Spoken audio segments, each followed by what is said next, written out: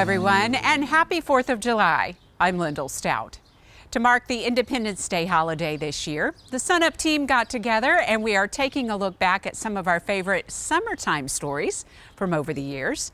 To get us started, we're in the field with OSU's Wheat Improvement Team as they harvest new varieties the old-fashioned way. Today, at this moment, we are harvesting what's called head rows. It's about the halfway point of the breeding program. This is where we're starting to first really get the separate lines of wheat of where it's segregating. So we're having to harvest single rows to keep it pure and try to really segregate everything. This is kind of like a retailer going to market. The only difference is we created our own market. So this is the germplasm we created from our breeding program, and there's 61,000 of them. Now we're going through it and shopping. This is my kind of shopping, actually.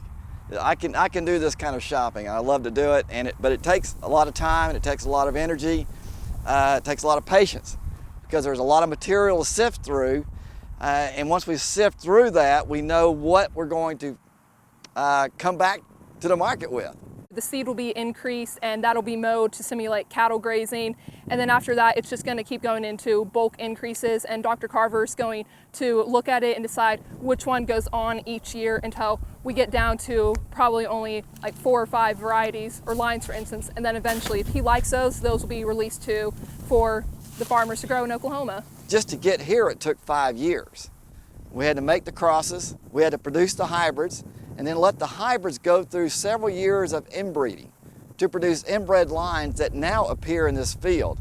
This is the first time we have a true inbred line that we can look at, evaluate, and decide which ones of those inbred lines we really want to test and put a lot of energy into out in the field across the state. The overall goal always is just better yields for the farmers, and we're also now working on better end-use quality for bakers and millers. But some of the major things we focus on is getting a better disease resistance and a better insect resistance. Those are the major things.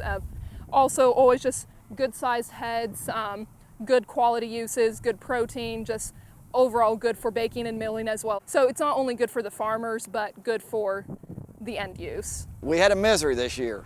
It was called lack of water. And this crop also suffered from lack of water.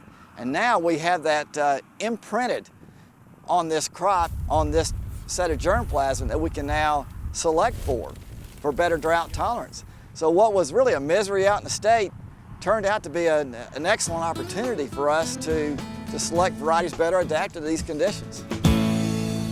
At Livesay Orchards, peaches have made this farming family famous. While tourists from all over come to Wagner County for the fruit, the Livesay family grows just about every Oklahoma crop you can think of. Blackberries, apples, squash, corn, soybeans, and even a crop not typically grown in eastern Oklahoma, wheat. There's a lot of different jobs to be done throughout the year, and it also makes it a little easier a lot of the times if you have different weather, if it's dry or if it's wet. If it's bad for one crop you're working on, hopefully it might be good for another crop you're going to work on later, so it can kind of take the edge off of some weather events sometimes. Brian Livesay manages the field crops at the farm. If having a diverse production takes the edge off of weather events, it sure came in handy this year. Yeah, well, I mean, it's not unusual for us to have enough rain. It keeps us out of the field a while, but this year it kept us out of the field on and on and on, and then we'd have maybe a day or two, and then it'd rain again, and it was just a really abnormally wet year for how long it stayed wet. In the past 180 days, about 30 inches of rain fell in Wagner County. To make matters worse, Brian's production sits right next to the Arkansas River. Well, about 15 to 20% of our wheat acres got flooded out, and they were underwater, and we're just not going to be able, some of it's sprouting, we're just not going to be able to cut it and sell it, really. And same on the corn, about 15 to 20% of what the corn we planted got flooded. We had to replant that, but we were able to replant it. On the wheat, it's late enough, we just couldn't do anything with it, really. Yeah, we're standing probably, in the neighborhood of about 100 yards off of the riverbank here from the Arkansas River, and in Wagner County, we have 2 river basins that run through our county. So we have a lot of, in a lake also, Lake Fort Gibson, we have a lot of water resources here that we have to deal with. I haven't seen anything like this. I was born in 1990. In 1986, that was the last time we had a major flood of the Arkansas River, and my dad remembers that very well. And I think the water was about the same height. It flooded some of the same areas, but this year they opened up the gates really slowly. And in '86, they had to open them up in a big hurry, so it really cut up the fields a lot worse. They had to do a whole lot of dirt work to try to level stuff back up. Unfortunately, we are a reservoir that drains a lot of the country in Oklahoma and even into parts of Kansas. So when it rains in Kansas, we basically have to deal with that runoff too that comes down the verdigris. And you know, that's the issues that we're facing right now. And our rivers are still running full, and every time we come up with a 3 or 4 inch rain, we have flash flood problems right now. While the flooding caused Brian to lose some of his crop, it's also impacted where he can take his grain after it's harvested. Well, our local port we normally haul stuff to is the Port of Duncan between Coweta and Wagner, but it got flooded up into the bins, all the bins, and it's kind of a smaller port, so it's not like a high priority one to get fixed. So it's not running yet, but the one down at Weber's Falls, they've gotten back open. So we've been hauling down there, and we've been emptying out our bin, running back down to Weber, but it is maybe 30 minutes farther than the Port of Duncan. I don't know exactly, but it's really pretty good because it was never really drought stressed at all. So what we do have is maybe not our best yield, but it's still going to be a pretty good yield overall where we're able to cut. Brian still has a few hundred acres left to cut, and he's hoping for a few more consecutive dry days. With all the stress with the wheat this year, it won't be long until he can shift his focus to another crop. And he wouldn't have it any other way. Yeah, I don't really remember, but my mom said at kindergarten graduation, whenever they had everybody say what they wanted to be, or they announced what everybody wanted to be, I'd said I wanted to be a farmer back then. And I really don't know if I hadn't grown up on a farm, what in the world I would have done with my life, because there's just not a whole lot else that appeals to me as far as something that I could do as a job that makes money. In Wagner County, I'm Curtis Hare.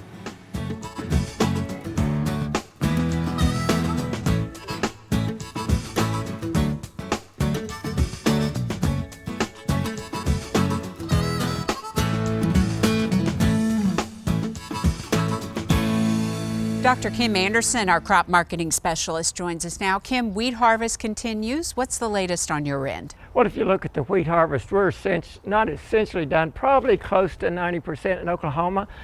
In mid-week, they're up near the Kansas-Nebraska border, so that harvest is moving north relatively fast. Of course, slowed down by this humid, wet weather going on. The prices in the market are choppy for wheat, corn, beans. Cotton's relatively stable. You look at the Black Sea area, they keep tweaking the Russian wheat crop. It's coming in probably around 3 billion bushels. Ukraine's crop looks relatively good. Increased exports out of the Black Sea area this next year. Egypt purchased some wheat, and Romania undercut Russia for selling wheat into Egypt and undercut the EU. So that implies that we've got sufficient wheat around right now. Another story underlying, India may change the way they market and merchandise their wheat and buy their wheat. More open, more market oriented. They're going to try to increase exports. I don't think it'll have any impact this year, but maybe next year. And if you look at what's going on there, it's going to improve the quality of the wheat in India and move more out on the markets. You have some reports to talk about. Let's start with the planted acres. Well, you look at that planted acre report, when that hit, the markets changed immediately. You look at all wheat, the analyst had predicted to be 45.9 million acres. USDA came in at 46.7. That's slightly above the March estimate, but well below the analyst. And you can think why wheat price is up about 20 cents then. Spring wheat, analyst had it at 11.4 million acres. It came in at 11.6. March it was 11.7. You look at hard red winter wheat, USDA came in at 23.6. March was 23.2, slightly negative, but all that other acreage down will not, it'll be no impact there probably, but higher prices.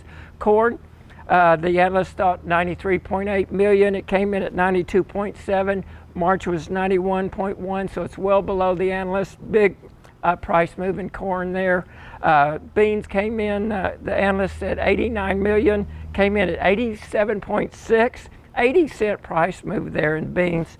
The March was 87.6. Cotton came in at 11.7. March USDA was 12.0, so not much change in wheat, but a big impact there on prices because of that, the acreage, planted acres report. Looking into the near future, what do you think is going to have the biggest impact on prices? Well, so we got the acreage report out of the way. I think the market's going to be what's going on with the weather. You know, policy comes, policy goes, but the weather's going to determine price.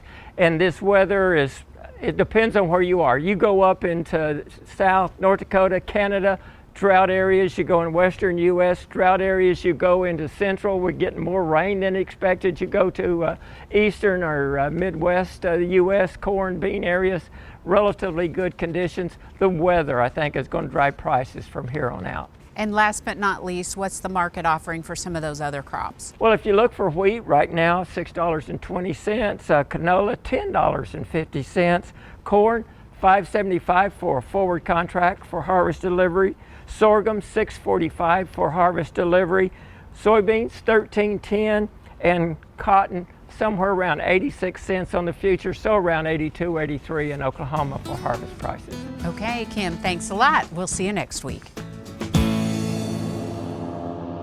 It looks like something out of Miami Vice, but it's right here in Oklahoma. We got the fan boat about 3 years ago, mostly just for playing on the river and fishing, and it's been a great use here the last few days. Like many Oklahomans, the Case family has struggled with the recent rains. There were spots that was probably close to 10 foot. A pasture once green with forage has become a chain of islands along the Arkansas River, dotted with cattle in desperate need of feed. Went to work all day and then came home to flooded waters and unloaded boats and went out and fed cows with cake and hay, and we'll bring and put 6-8 bags on a boat for the weight wise so we don't sink the boats, and then we'll put 6 or 8 bales of hay on another boat and we'll haul it out to them. Throughout the hardship, the Case family is well aware this isn't the first time Oklahoma has seen rains of historic levels. It happened back in '86 and back in '73. They said this was worse than '86. But the Case family has never witnessed anything like this. Well, I woke up to the water being too high to get the cattle out. It was just one morning, the water was almost as high, about as high as it is now, and we didn't have an option. The Case family, having lived in Ponca City for 10 years, only just dipping their toes into the ranching business. This would definitely be one of our biggest adversities. We were just kind of getting started and just have a few head of cows, and so this is definitely the biggest challenge we've had. But the Case family has one thing that helps them manage through the floods. We've had gracious friends and family that have opened their homes and their pastures up that are dry to our horses and our other dogs, friends that have opened their homes to us, neighbors that have cooked dinner for us. We've been pretty blessed in that aspect. And as for the future, day by day, pray for no rain. In K County, I'm Ed Barron.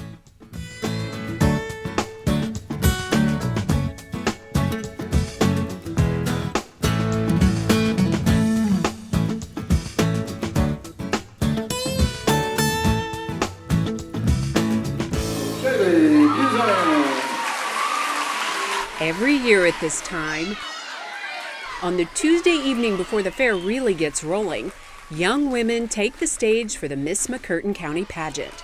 16-year-old Kylie Carroll stands poised as one of them. As a little girl, she stood in awe of a previous title holder. I was this nervous little 6-year-old, and she kind of helped push me out of my shell.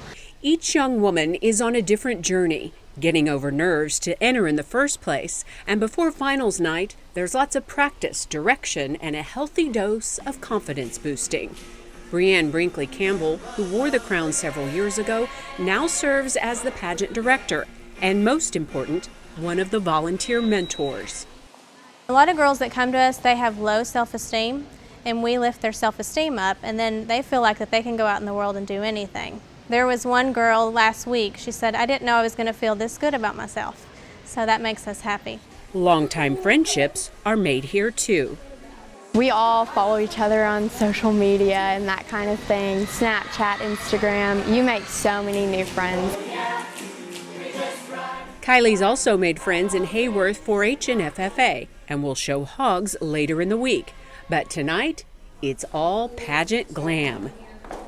You've put so much time and effort into looking like this, the makeup, the hair, the dress, the tans, the nails, everything.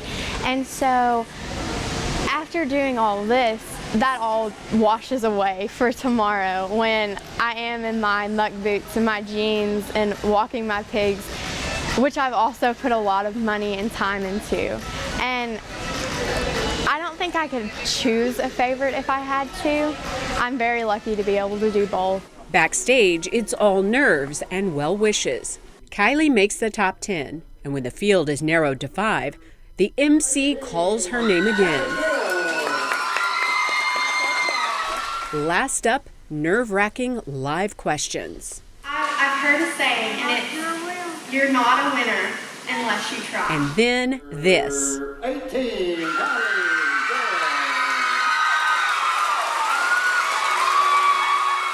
The next morning, It was great. It was unexpected. it's back to business as usual for the new Miss McCurtain County, sans makeup and rhinestones. When Courtney, the reigning Miss, was putting the crown on me, I could not stop shaking. I was crying, tears of joy, of course, but it was great. What's equally great for Kylie, the next day routine of getting hogs ready for the ring, along with the more than likely possibility she will now inspire someone too.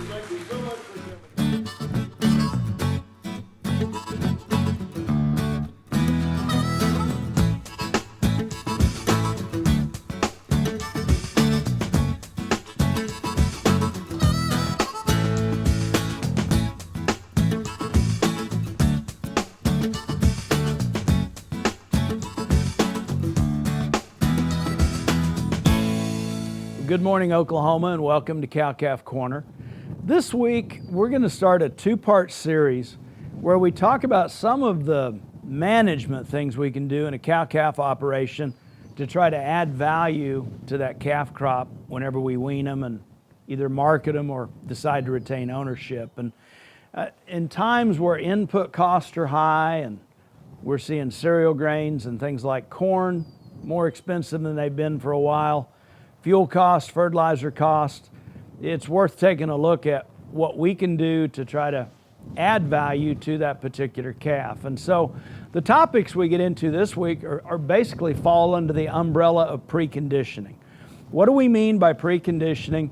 Basically taking a set of calves and getting 2 rounds of vaccinations in them for things like blackleg and respiratory disease, deworming them a couple times, and if we've got intact bulls, we need to castrate them. If we've got horn calves, we need to dehorn them. And at the point that we get ready to wean, we want to wean those calves for at least 45 days before we think about taking them to market. At this point in time, if we could potentially bunk break those calves or train them to come to a feed bunk to eat, all those are things that permit us to add value to a set of calves. Why is this pertinent as we think about this time of the summer? Typically when those calves are 2 to 4 months of age, coming out of spring calving programs based on when they were born, it's a good time to get that first round of vaccinations in them, which we can booster later, potentially even do that before we actually wean so that we've got a stronger immune system. So when we go through that stress of weaning, those calves' immune system is better prepared to deal with that. We think longer term, and why are these calves worth more to us? Whenever we wean a set of calves, they're going to undergo a change in diet. If we market them or move them around, you're going to have the stress of commingling and transport. And a calf that's got a better immune system, knows to go to a feed bunk to actually eat, that's been dewormed a couple times, already castrated, dehorned, they're going to better cope with all those stressors. Respiratory disease is a really big issue as we think about stocker operations and finishing operations. If we want to sell those calves as preconditioned cattle, there's actually some tools available to us here in Oklahoma. We've got the Oklahoma Quality Beef Network, and there's a link and a website you can go to take a look at information where you get some third-party verification on following preconditioning practices that qualifies those calves to go through OQB and sales.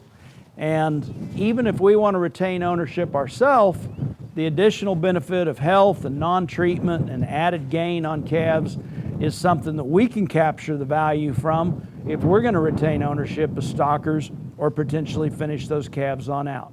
So again, this week is part one. We're taking a look at some things we can do on the farm or ranch to add value to those set of calves based on what we intend to do with them post-weaning.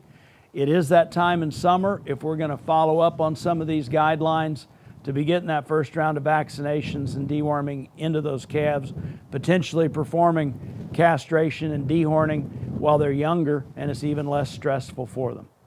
Appreciate you being with us this week on Sunup. We'll see you next week on Cow-Calf Corner.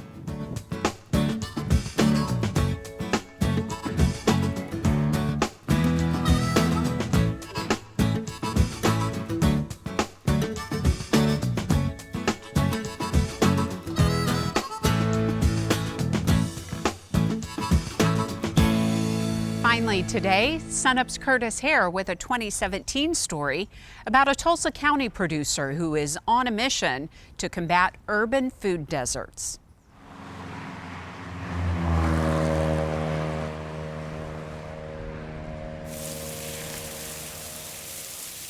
A mile or two outside of downtown in North Tulsa, you'll find something out of the ordinary for a part of the city known for poverty and boarded up buildings. A farm. It keeps away insects too, so it's a natural defense. This is Katie. She's taking advantage of the cooler weather the rain brought to pick some tomatoes. We grow a little bit of everything. We kind of follow the season. We do have hoop houses, so we're able to grow lettuces and kales and things like that throughout the winter. Katie moved to Oklahoma in 2009, and about 3 years ago, her and her partner Scott moved on about 5 acres of land in North Tulsa. If it seems odd to start a farm in an urban area, let alone one of the more poverty-stricken areas in the city, it's not for Katie and Scott. It makes perfect sense, because they started their farm to tackle a problem that's spreading throughout Oklahoma: food deserts. Food deserts in rural and urban places are across not only Oklahoma but the whole country. The issue with urban areas is the lack of transportation is number one. If you don't have a car and the nearest grocery store is 10 miles away, it's really hard to walk to that grocery store. We're in the heart of one right here in North Tulsa. The quote that really got us moving was we were talking with a lady who said she had an easier time finding a gun than an apple in her neighborhood. Katie came up with an ingenious idea. If communities don't have access to grocery stores, why not bring a grocery store to the communities? She and Scott turned a nearly 30-foot horse trailer into a mobile grocery store. We go around the city. We serve a lot of senior living facilities and disabled facilities. They really have mobility problems. It's not just transportation. They have actual physical mobility problems. What we hope to achieve with this store is to prove that there is demand and need and sustainable operation for small stores in food desert areas.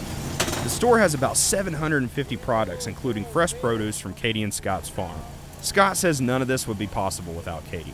The thing about Katie is she just has a really big heart. Katie's passion about her community and the place where she lives, she finds, I believe, that doing this is going to make the biggest impact on making our city a better place to be for everybody down the road.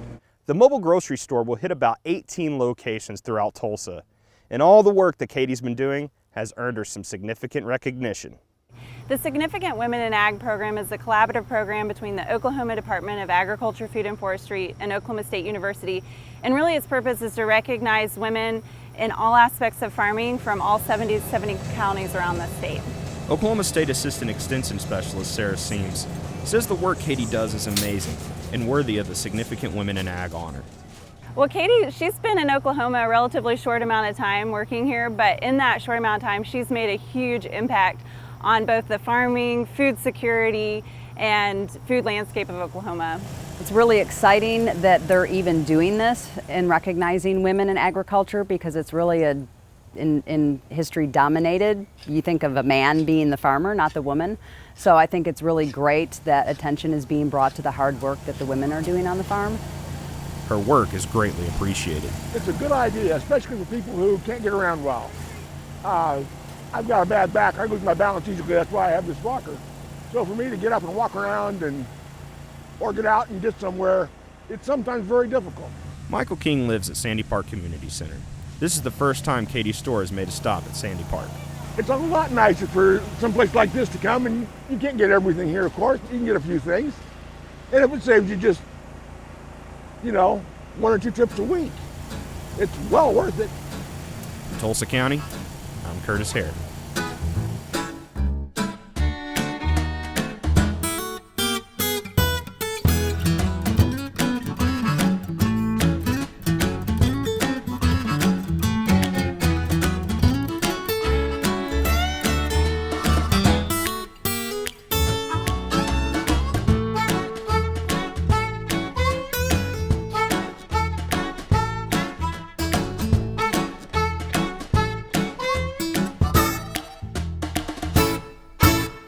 That'll do it for us this week. Remember, you can find us anytime at sunup.okstate.edu and also follow us on YouTube and social media. I'm Lyndall Stout. Have a great week, everyone, and remember, Oklahoma agriculture starts at sunup.